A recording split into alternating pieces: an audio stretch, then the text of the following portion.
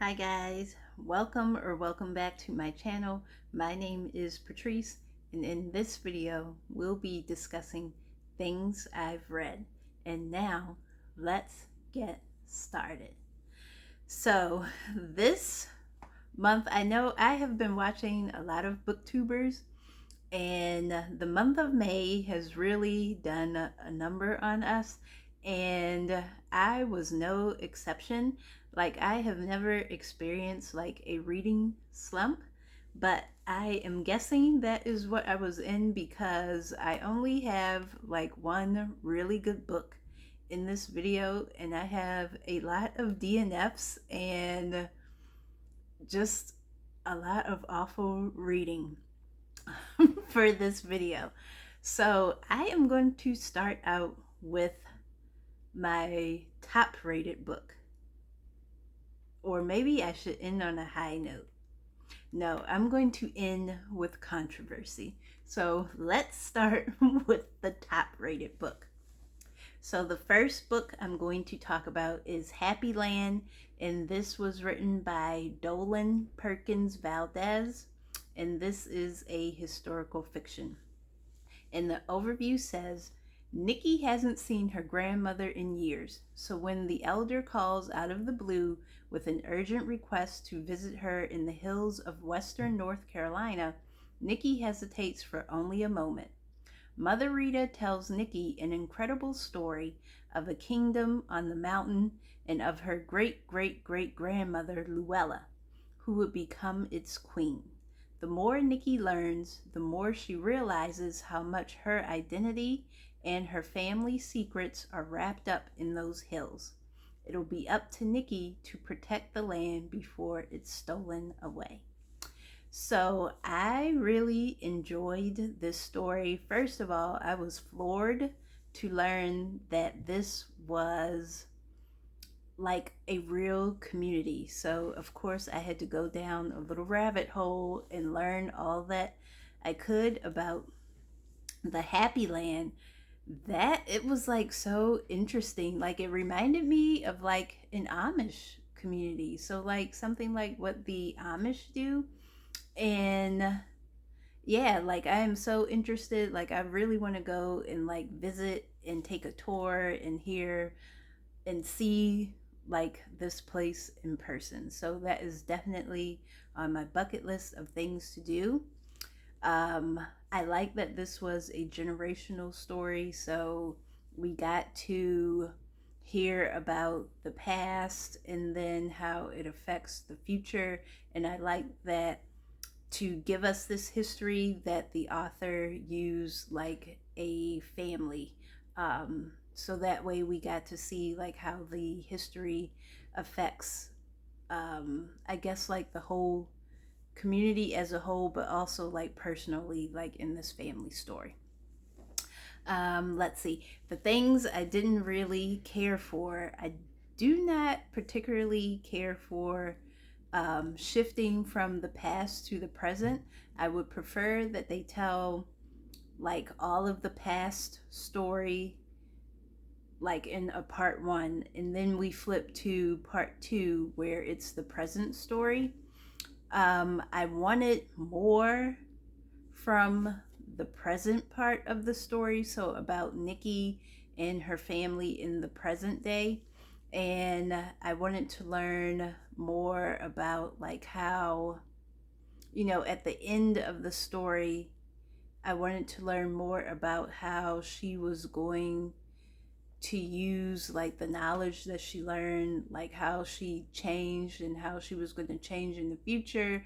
I wanted to know about her relationships with her mom and her daughter.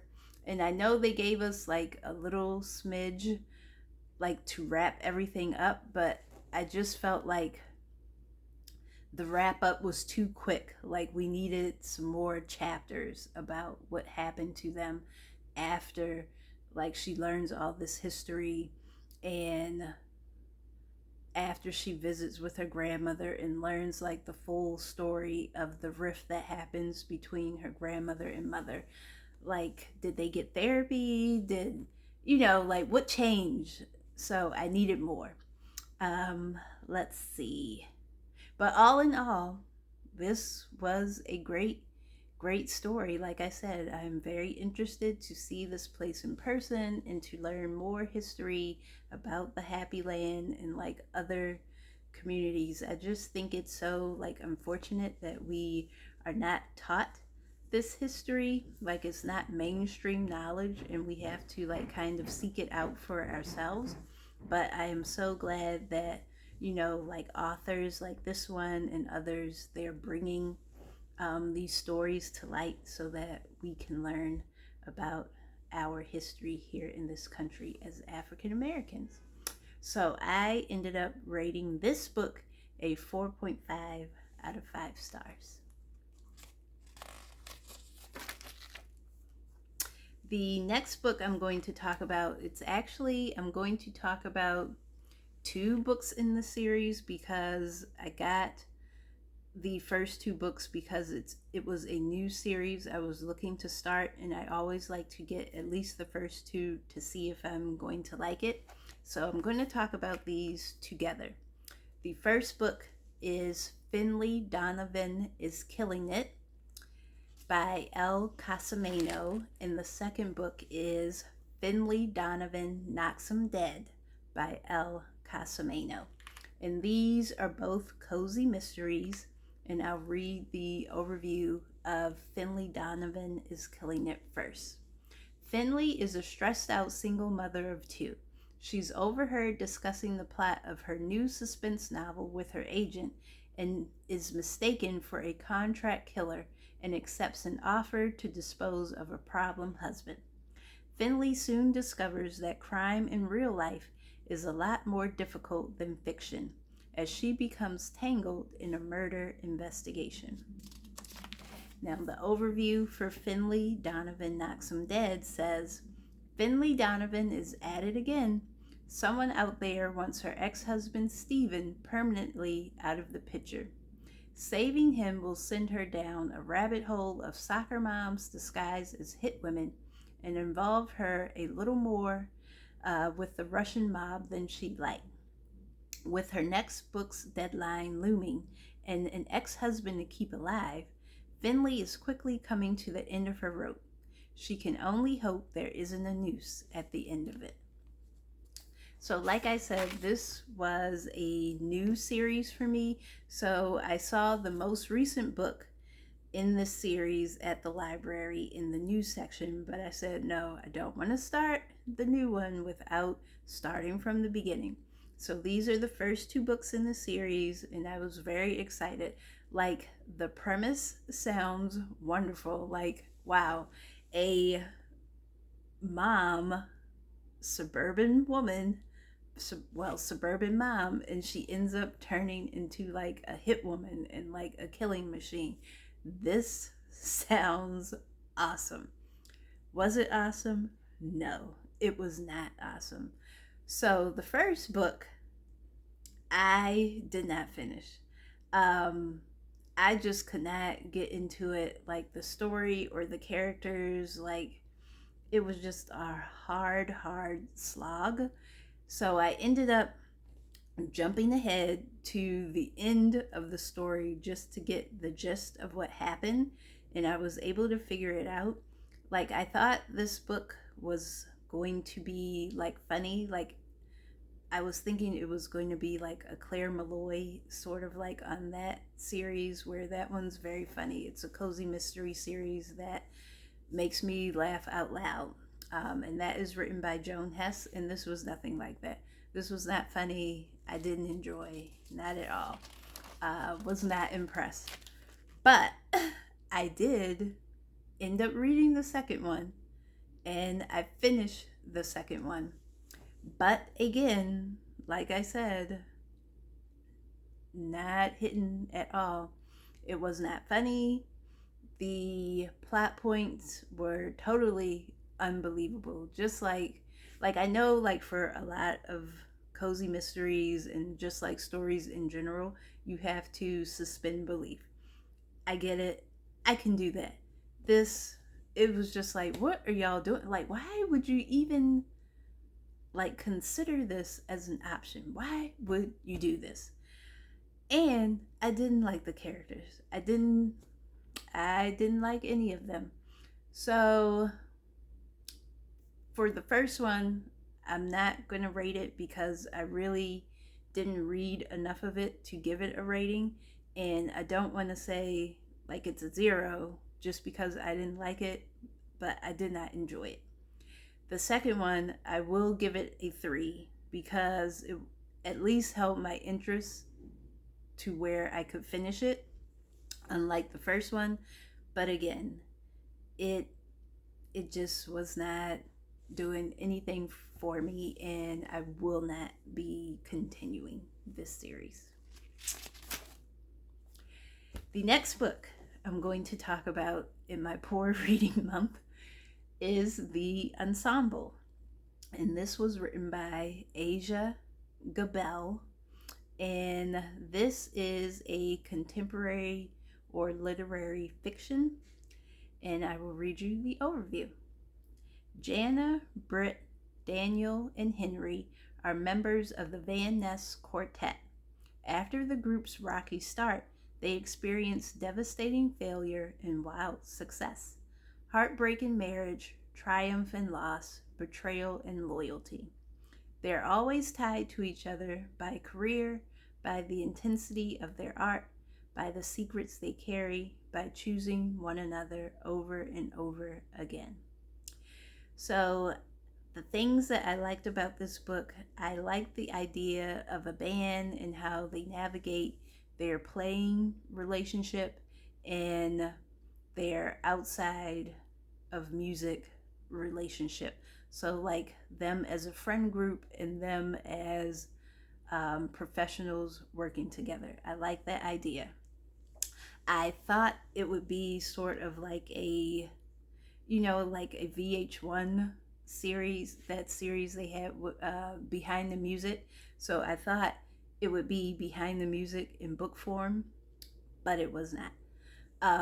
This was more like it was about their playing and working together, like musically, but it really wasn't. It was more about their relationships outside of the music. And it was a little boring. It moved like way too slow for me. I couldn't get a feel for the characters. I kind of did not care where their stories went. So I ended up not finishing this like halfway through the book. I did still give it a rating because I feel like I read enough of it for me to give it a rating. So I gave it a 3. It wasn't bad, like bad writing or anything. I just couldn't get into the story. Like I said, the characters didn't do anything for me. I just felt like the whole book as a whole was very boring. The last book I'm going to talk about, now this is where the controversy will come in, is The Mothers by by Brit, Bennett. And this is a contemporary fiction. And the overview says, it's the last season of high school life for Nadia Turner, a rebellious, grief-stricken 17-year-old beauty. While mourning her mom's recent suicide, she dates the local pastor's son. Luke Shepard is a 21-year-old handsome ex-football player whose injury has reduced him to waiting tables. The secret that results from this romance and the cover-up will have an impact that goes far beyond their youth. So the things that I enjoyed about this book, one, it was easy to read and you could get through it pretty quickly. It was only 275 pages, so it wasn't long and drawn out. That's about the only thing that I liked about this book.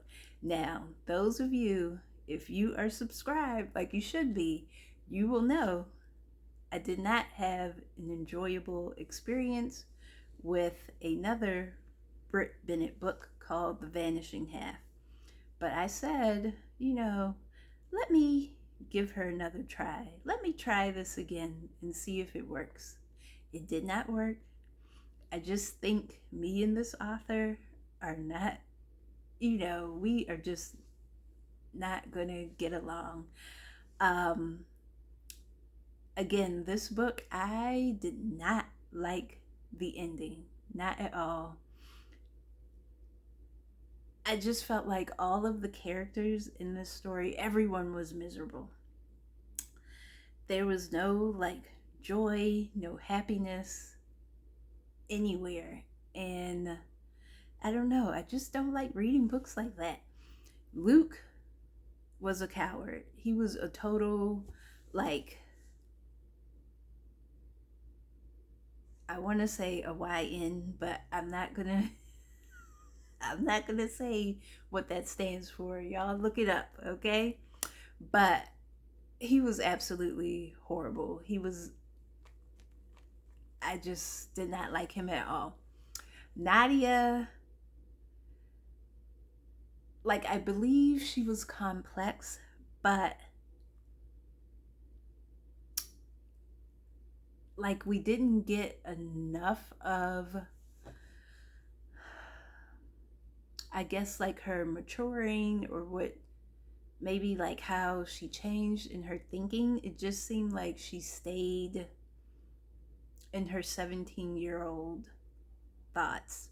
Like she did not progress or mature. Like she definitely would have been helped with some therapy and talking to someone. But because she didn't, I just felt like she was a little stunted.